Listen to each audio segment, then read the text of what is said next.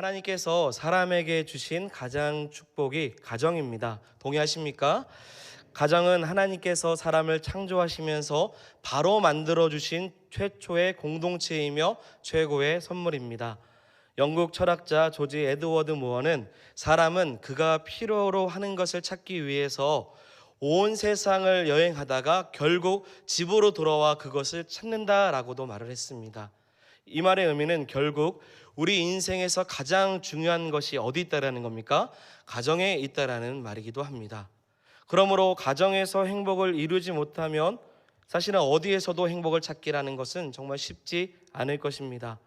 그래서 가정의 중요성을 강조하면서 성경은 우리에게 이렇게 권면을 합니다. 우리 잠언 17장 1절의 말씀입니다. 같이 읽어보겠습니다. 마른 떡 한 조각만 있고도 화목하는 것이 제육이 집에 가득하고도 다투는 것보다 나으니라. 아멘. 아멘. 이 말씀은 쉽게 말하면 딱딱한 빵 한 조각을 먹을지라도 화목한 가정이 어떻다는 거예요? 좋다라는 것입니다. 온갖 맛있는 음식이 가득하여도 다툼이 가득한 집보다 훨씬 화목한 것이 옳다, 좋다라고 말하는 것입니다. 그만큼 가정의 화목은 정말로 중요합니다. 코로나 기간 가장 이슈가 되는 사회적 문제가 가정입니다. 가정폭력, 아동학대 혹은 이혼, 가정에 대한 여러 가지로 인해서 자살률도 높아졌다고 합니다. 그래서 통계표를 보면 아동학대 건수가 매년 증가함을 볼 수 있습니다. 계속 증가합니다. 지금 2020년까지 통계표이지만 2022년은 훨씬 더 많은 걸로 생각해 볼 수 있습니다. 가정에 문제가 일어나거나 혹은 사회 적응에 어려움을 겪고 있는 위기 청소년 10명 중 가운데 4, 5명은요 부모나 보호자로 인해서 신체 혹은 언어 폭력을 경험한 것으로 나타납니다.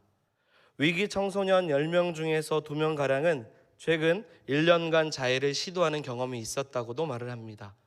OECD 국가 중에서 우리나라 이혼율은 최상위에 속합니다. 전체 9위를 차지합니다. 최근 더욱 증가하는 것은 황혼 이혼입니다. 과거에는 자녀를 위해서 가정을 지켜야 된다고 생각했던 이 사회적 통념이 지난 겁니다. 단순히 참고 살기보다는 요즘은 개인의 행복을 더 중요하게 생각하는 분위기로 나이가 많아도 내 생활이 중요하다고 생각해서 황혼, 늦은 나이에 이혼을 한다는 것입니다. 결혼의 인구는 줄어들고 있고요. 황혼 이혼은 늘어나는 추세입니다. 여러분, 하나님께서 우리에게 원하시는 것은 가정의 행복인 줄 믿습니다. 특별히 가정은 행복이 시작되는 곳이기도 하고 행복의 근원이기도 합니다. 이 말은 가장 작으면서도 가장 큰 행복이 가정으로부터 시작되는 것을 기억하기를 소망합니다. 그러기에 우리 가정이, 특별히 이 자리에 있는 모든 성도들의 가정이 행복하기를 소망합니다. 그런데 행복은 가만히 있다고 찾아오는 것이 아닙니다. 오늘 우리는 행복한 가정을 위해서 오늘 에베소서 5장 22절부터 6장 4절까지 말씀을 중심으로 하나님께서 정하신 이 성경적인 가정에 대해서 함께 살펴보며 우리의 가정이 행복해지기를 소망합니다. 이제 성경으로 한번 들어가 봅니다. 여러분, 오늘 본문을 보시면 오늘 본문이 몇 절부터 시작을 하죠? 네, 5장 22절이죠. 구조적으로 새로운 단락이 시작되는 것을 알리는 말씀처럼 보입니다. 여러분 성경책 보시면 22절 앞에 뭐가 있어요? 모형이 하나 있죠? 동그라미 표시 하나가 있습니다. 이것은 새로운 단락을 알리는 표시입니다. 이전의 내용과 좀 다르게 새롭게 다른 문장으로 시작한다는 것이죠. 괜찮은 성경책에는요 22절 위에 또 하나가 써 있습니다. 표제와 같이 써 있는데요, 제 거는 써 있습니다. 제 거는 괜찮은 성경책인가 봅니다. 아내와 남편이라고 표제가 기록되어 있습니다. 이렇게 단락이 시작을 해요. 그래서 누구나 오늘 말씀은 22절부터 시작하는구나 라고 생각할 수 있습니다. 그러나 이 헬라어 문법에서는 22절부터 이하의 말씀은요 바로 앞에 있는 5장 18절의 결과를 나타내는 이 분사 구문입니다. 쉽게 말하면 앞에서 다뤘던 어떤 핵심의 주제가 있는데 그 핵심의 주제 안에서 오늘 본문을 집어넣는 겁니다.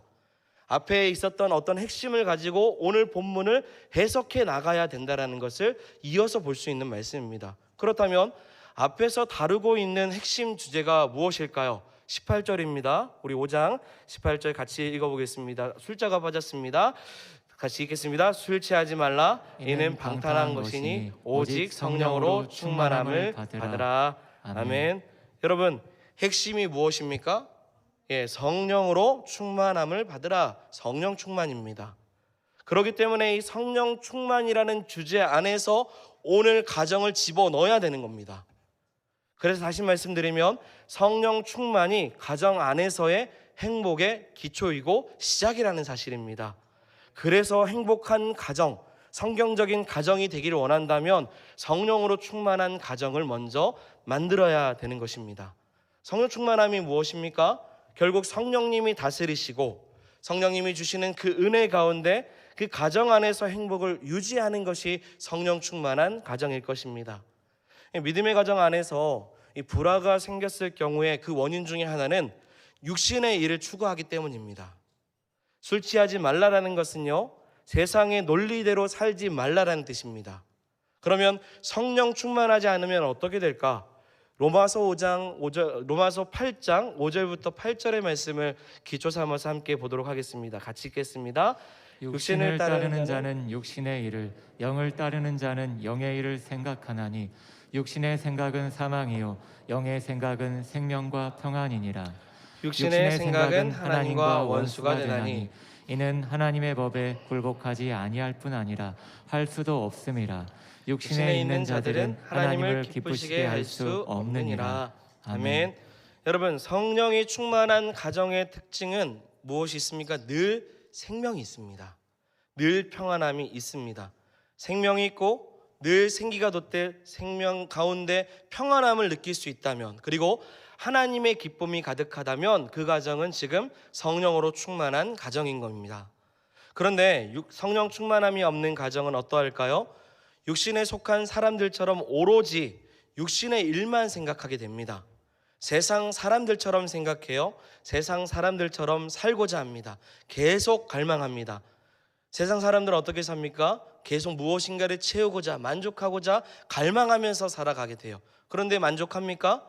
만족하지 않습니다. 만족이 없기 때문에 어떻게든 만족하려고요, 남편을 볼 때마다 돈 버는 기계로 보고, 아내를 볼 때마다 아이를 뒤치다거리는 식모로 보고, 아이들을 대하는 태도는 성공의 잣대로 생각해서 늘 경쟁심만 아이들에게 부어넣고 있습니다. 너 그렇게 살면 성공 못해. 열심히 해야 돼. 서로 경쟁의식만 아이들에게 부어주고 있는 가정의 모습을 볼 수 있습니다. 이러면 어떻습니까? 서로 원망합니다. 서로 비교합니다. 그러면 친절하지 않습니다. 함부로 대합니다. 관계가 깨집니다. 왜요? 그 안에 성령의 충만함이 없기 때문입니다. 성령님의 다스림으로 가정 안에서 가족들을 생각하지 않기 때문에 나타나는 현상입니다. 여러분, 우리의 가정이 회복되기를 원하신다면 한 사람 한 사람 성령의 충만함을 간구하는 성도가 되기를 소망합니다. 내가 바로 서야 가정이 섭니다. 아내가 바로 서야 가정이 바로 되는 게 아니라, 내가 바로 섰을 때, 내가 성령의 충만함으로 유지됐을 때 우리의 가정이 바로 서게 되는 것입니다. 나의 가정이 혹 나로 인해서 깨지고 있는 것이 아닌가를 돌아보셔야 됩니다. 나로 인해서 육신의 일만 추구하는 가정을 생각하면서 내가 돈 버는 기계처럼 살고 있고, 아이들 뒤치다꺼리하고 있는 식모처럼 생각하고, 그리고 아이들을 생각할 때마다 다른 아이들과 비교하는 그런 모습으로 생각하게 된다면 우리의 가정은 계속 깨질 수밖에 없는 것입니다. 그래서 성령 충만함이 필요한 가정이 저와 여러분들의 가정이 되기를 소망합니다.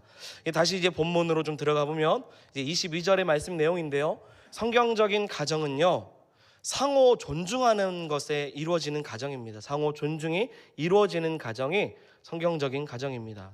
당시 초대교회나 당시 사회에서는요, 보편적으로 가부장적인 윤리가 있습니다. 이게 남자가 우선이에요. 남자가 여자보다 힘이 있고 거치기 때문에 리더십이 있다고 생각을 해서 그 당시에는 우대를 받습니다. 그러나 성경은요, 인간관계에 있어서 상호 존중을 가르쳐주고 계십니다. 하나님은 우리에게 서로 존중할 수 있는 마음을 허락해 주셨어요. 그래서 바울은요, 먼저 아내들에게 권면합니다. 우리 22절부터 25절인데요. 같이 한번 읽어보겠습니다. 아내들이여 자기 남편에게 복종하기를 주께 하듯 하라. 이는 남편이 아내의 머리됨이 그리스도께서 교회의 머리됨과 같음이니 그가 바로 몸의 구주시니라. 그러므로 교회가 그리스도에게 하듯 아내들도 범사에 자기 남편에게 복종할지니라. 아멘. 네, 여기까지만 보겠습니다. 네, 보면 여러분 이 자리에 있는 여성 성도 여러분, 오늘 22절부터 24절 부분 좀 보면 어떻습니까? 상당히 불편한 단어가 나오죠. 반감 하나가 좀 막 오는 단어가 있습니다. 뭐죠? 자기 남편에게 뭐 하라고요? 예, 복종하라. 여러분 복종하시기를 바랍니다. 이렇게 말하면 또 목사님도 남자니까요. 네, 그렇게 말하죠 라고 반감을 가질 수 있는 단어입니다. 여러분 이 부분은요, 조금 이따가 조금 살펴보도록 하겠습니다. 오늘 본문 22절부터 본 내용은 핵심은요, 이 부부 관계가 부모보다 자녀보다 먼저 우선적으로 회복돼야 된다는 사실을 가르쳐주고 있는 말씀입니다. 뭐보다요? 부모보다, 자녀의 관계보다 부부의 관계가 먼저 회복이 돼야 된다는 사실을 보여주고 있습니다. 성경적인 가정은 부부가 먼저 행복해야 됩니다. 여러분 오늘 말씀을 좀 이해해 주시고 들으시기 바랍니다. 연세가 많으신 분들 중에서는 부부가 없고 홀로 있는 분도 계실 것입니다. 하지만 오늘 정치적으로 성경 안에서 공동체를 생각하고 전하기에 이해하시고 들으시기 바랍니다. 성경적인 가정은 부부가 먼저 행복해야 됩니다. 제가 인터넷에 떠도는 이야기를 하나 보았습니다. 부부가 같이 사는 이유입니다. 10대 때 부부가 결혼해서 같이 살면요, 어떻게 사냐면, 사는 이유가 뭐냐면 서로 멋모르고 산다고 합니다. 10대 부부. 20대 부부는 서로 신이 나서 산다고 합니다. 30대 부부는 서로 한눈 팔며 산다고 합니다. 40대 부부는 서로 마지못해서 산다고 합니다. 50대 부부는요, 서로 늙어가는 모습이 가여워서 산다고 합니다. 60대는 서로 필요해서 산다고 합니다. 70대는요 서로 고마워서 산다고 합니다. 그러면 80대는 무엇일까요? 서로 먼저 갈까 두려워하면서 산다고 합니다. 여러분 공감이 되는 내용이 있을까요? 여러분 서로 뭣도 모르고 신이 나서 한눈 팔며 마지못해서 늙어가기에 필요해서 고마워서 먼저 갈까 두려워서, 이렇게 지금 인터넷에 떠도는 부부가 같이 사는 이유를 이야기하고 있습니다. 그러나 성경적인 표현, 부부는 하나님의 섭리로 사는 것입니다. 성경적인 가정은 부부가 먼저 행복하기를 하나님은 원하십니다. 세상적으로 성공하여도요, 부부관계가 원만하지 못하면요, 모든 것이 다 꼬여 보입니다. 직장이나 혹은 농사를 짓기 때문에 농사나 자녀 교육에 치중하다 보면 정작 이 부부끼리 서로 대화가 없거나 혹은 행복을 서로 찾지 못할 때가 있습니다. 그렇게 부부의 모습이 온전하지 않으면요, 그것을 보고 자라는 자녀들도요, 건강하게 자라다고 보장할 수 없습니다. 왜냐하면 가정이라는 가장 완벽한 하나님의 공동체 안에서 자녀들이 지금 부모를 통해서 가정이라는 것이 무엇인가를 보고 있기 때문입니다. 부모가 온전하지 않으면 그 자녀들도 이게 가정의 모습이구나라고 생각하면서 잘못된 가정의 모습을 배울 수 있는 것입니다. 불화가 있는 가정에서 자녀들이 훗날에 행복한 가정을 이룬다는 것은 참 어려운 과제일 것입니다. 그래서 부부가 먼저 행복해야 됩니다. 그렇다면 어떻게 행복할 수 있을까? 간단하게 말씀드리면 늘 함께 해야 됩니다. 할렐루야. 성경에서는 하나님은 기도할 수 있는 시간을 얻는 것 외에는 다른 이유로 부부가 장기간 별거하는 것을 허용하지 않으셨습니다. 합의상 기도하는 것 이외에 부부가 오래 떨어져 있으면요, 쉽게 사단이 시험하고 관계를 소홀하게 만듭니다. 고린도전서 7장 5절의 말씀입니다. 같이 읽어보겠습니다. 서로 분방하지 말라. 다만 기도할 틈을 얻기 위하여 합의상 얼마 동안은 하되 다시 합하라. 이는 너희가 절제 못함으로 말미암아 사단이 너희를 시험하지 못하게 하려 함이라. 아멘. 아멘. 가능하면, 되도록이면 반드시 부부는 늘 함께 있어야 됩니다. 함께 있을 때 행복을 찾을 수 있어요. 두 번째, 성경적인 부부의 관계는 피차 복종하는 것입니다. 여러분 아까 불편했던 단어가 하나 있었죠. 22절에 아내여 남편에게 뭐 하라고요? 복종하라. 25절에 자기 남편에게 뭐 하라고 하죠? 복종하라. 2번이나 나옵니다. 이거 어떻게 이해를 해야 됩니까? 우리 여성 성도 여러분, 어떻게 표현해야 될까요? 진짜 남편 아래 아내를 두고 남편이 말이면 죽는 척 신용하듯이 그렇게 살라는 말씀일까요? 그런 복종의 단어가 아닐 것입니다. 갈라디아서 3장 28절의 말씀, 우리 여성 성도님들 한번 같이 읽어보겠습니다. 너희는 유대인이나 종이나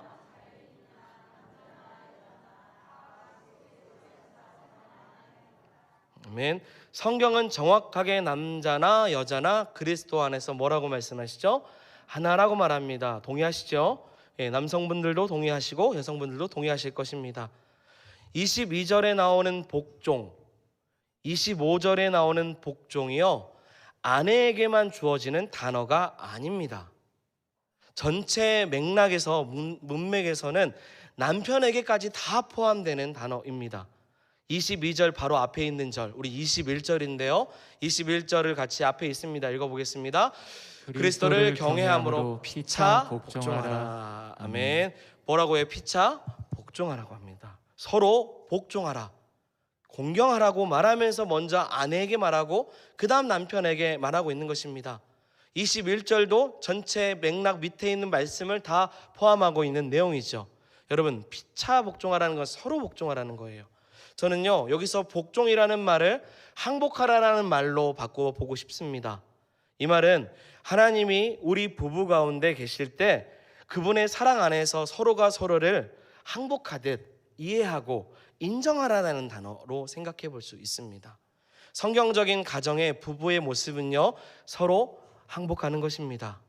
하나님은 부부가 서로에게 무릎을 꿇게 하시면 아내는 남편이 자신을 사랑하고 책임지는 존재로 권위를 인정해주고, 가정에서 남편으로서 섬김과 책임을 다할 수 있도록 남편을 인정해주면서 그에게 항복하라는 것입니다.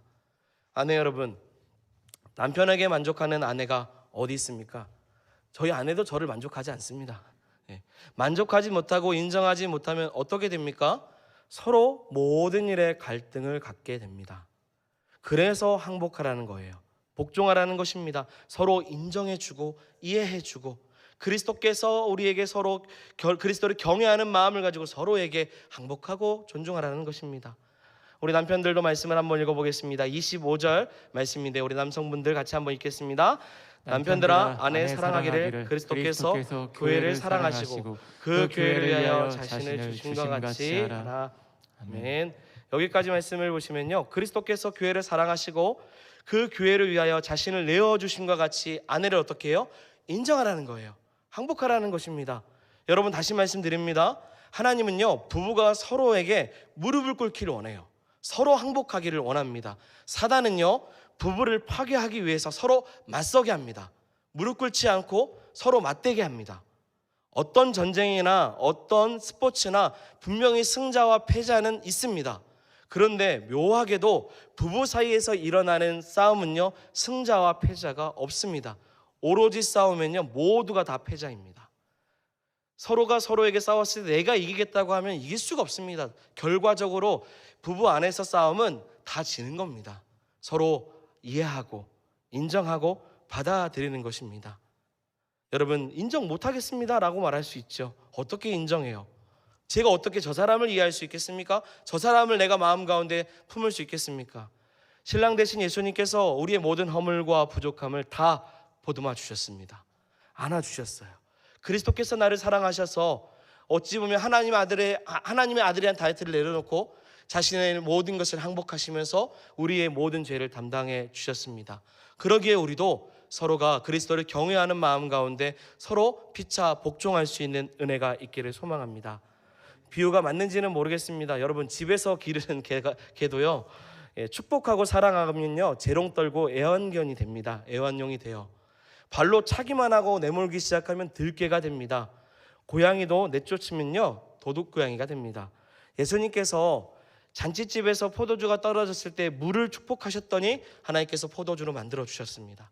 광야에서 음식이 없을 때 오병이어의 기적을 가지고 예수께서 축복하셨더니 5,000명이 먹는 놀라운 기적의 역사를 일으켜 주셨습니다. 여러분, 축복은요, 엄청난 힘과 역사를 주 안에서 갖게 합니다.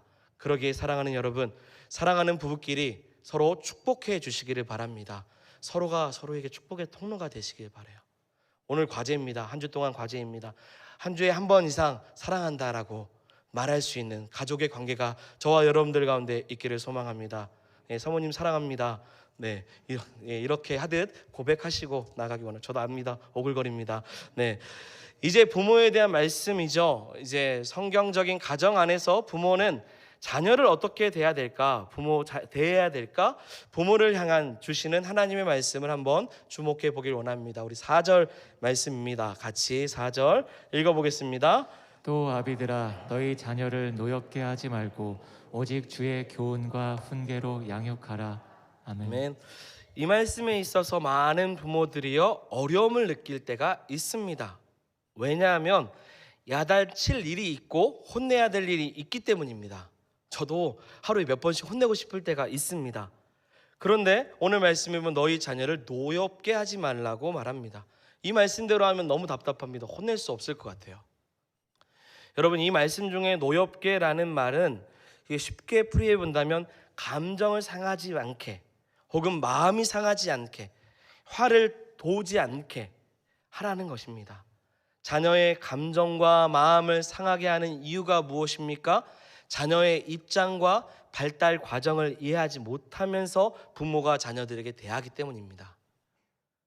여러분, 어떤 책을 보니까요, 아기들이 부모 때문에 받는 스트레스가 있다고 합니다. 아기들이 받는 스트레스요.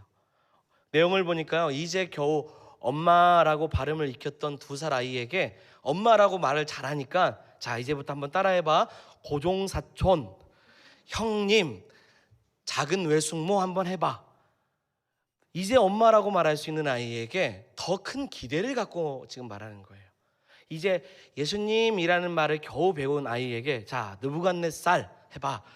여로보암이라고 해봐. 부모의 입장에서는 아이가 더 잘하기를 바라는 마음으로 지금 훈육하고 교육하면서 가르치는 것이지만 이것으로 인하여 아이들은 자신의 입장에서 자신의 눈높이에서 부모가 사랑으로 다가오는 것이 아니기 때문에 이것은 폭력이 될 수도 있다라는 것입니다. 이제 겨우 기어다니는데 걸음마만 깎아준다고 유인하면요, 이것이 스트레스라는 거예요. 우리는 분명히 자녀들에게 교육과 양육을 해야 됩니다. 그런데 문제는 우리의 방식으로 우리가 아이들을 기쁘게 하려고 애를 쓴다고 하는 것입니다. 그러면 아이들은 어떻습니까? 자녀들은 노엽게 되는 거예요. 마음이 상해요. 도저히 부모가 자신의 마음을 헤아리지 못한다라고 생각을 하고 있는 것입니다. 오늘 우리가 주목해야 되는 것은 주의 교훈과 양육입니다. 신명기 6장 7절의 말씀을 보면 자녀를 부지런히 가르치라고 말합니다. 앉아 있을 때든지 길에서 행할 때든지 누워 있을 때든지 늘 언제나 하나님의 말씀을 어떻게 해요? 가르치고 강론하라고 말합니다. 아이들에게 부모의 감정과 부모의 꿈을 심어주는 것이 아니라 하나님의 말씀의 기준을 심어주는 것이 자녀를 노엽게 하지 않는 것입니다. 내가 원하는 기대치로 아이를 끌어올리려면 사실은 성경의 기준을 넘어서서 내 만족으로 아이를 키우기 때문에 노엽게 하고 마음의 상처가 있을 수밖에 없는 것입니다. 특히 신앙생활하는 부모 밑에 있는 자녀들이 가장 힘들어하는 게 무엇이냐면 부모의 삶과 행동이 말과 일관성이 없는 것입니다. 부모는 시시때때로 자신의 감정의 변화에 따라서 아이를 대할 때가 있는 거예요. 환경에 따라서 최우선순위가 무엇인가를 바꾸기도 합니다. 어느 때는 아이에게 야, 건강이 제일 좋은 거야. 제일 건강이 중요해. 고등학생쯤 되면 야, 공부가 제일 중요해. 이제 대학교 가니까요, 이제 배우자 선택하는 게 진짜 중요해. 자, 이제 모든 걸 다 준비했으니까 이제 진짜 중요한 것은 신앙생활하는 게 중요해. 아이들은요, 도무지 부모의 말에 권위를 느낄 수 없습니다. 부모의 훈계가 자녀를 노엽게 할 뿐만 아니라 최우선의 내 인생의 가치를 둬야 되는 게 무엇인가를 깨닫지 못하게 돼요. 행복한 가정을 위한 아버지 자리 찾기라는 책에 나온 내용을 잠깐 소개합니다. 이 2 자녀를 두었던 39살 가장의 이야기인데요, 언제부터인가 큰 녀석이 아빠를 자꾸 피하는 겁니다. 아빠를 피하고 눈치를 보는 거예요. 하루는 아들을 불러놓고 산수를 가르쳐준다라는 명목으로 아들에게 제안을 합니다. 자, 이제부터 나는 아버지가 아니라 선생님이야. 나를 선생님이라고 부르고 나도 너를 학생이라고 생각할게. 나이가 어렸던 아이는요, 재밌는 놀이구나 라고 생각을 해서 씩 웃으면서 찬성을 합니다. 이제 이때부터 아버지가 아니라 선생님으로 아이에게 질문을 합니다. 야, 너희 아버지는 공부 안 가르쳐 주니? 왜 나한테, 선생님한테 공부를 배우니? 저희 아버지요, 저 아버지는요 매일 제 머리만 쥐어 박아요. 저는 맞기만 해요. 야, 네가 너무 멍청해서 그래. 선생님이 봤을 때 너는 아빠한테 머리 쥐어 받을 만큼 그렇게 공부를 잘 안 해서 그런 것 같아. 아니에요, 선생님. 아빠에게는 말하지 마세요. 제가 속마음을 털어놓을게요. 지금 아빠한테 말하는 겁니다. 털어놓을게요. 아빠는요, 회사에서 일이 잘 안 풀리고 화가 나는 일이 있으면 공부를 핑계 삼아서 더 세게 때린다는 거예요. 더 쥐어 박는다는 겁니다. 그때 그 이야기를 들었던 아빠는 아차 싶었던 겁니다. 아들은요, 자신의 화풀이 대상으로 아이가 생각하고 있다는 거예요. 내가 어떤 감정에 어려움이 있고 힘든 일이 있을 때 자녀를 만났는데 자녀를 보고 내가 화풀이를 자녀에게 하고 있는 모습을 가진다는 겁니다. 바른 걸 가르쳐줘요. 교육은 맞습니다. 산수를 가르치고 부모를 공경하는 것을 가르쳐주지만 감정을 가지고 가르쳐주고 있는 것입니다. 여러분, 행복한 가정을 위해서 하나님의 말씀으로 자녀를 바라보기를 소망합니다. 자신의 감정에 치우쳐서 자녀를 대하는 태도를 가지면 일관성이 없습니다.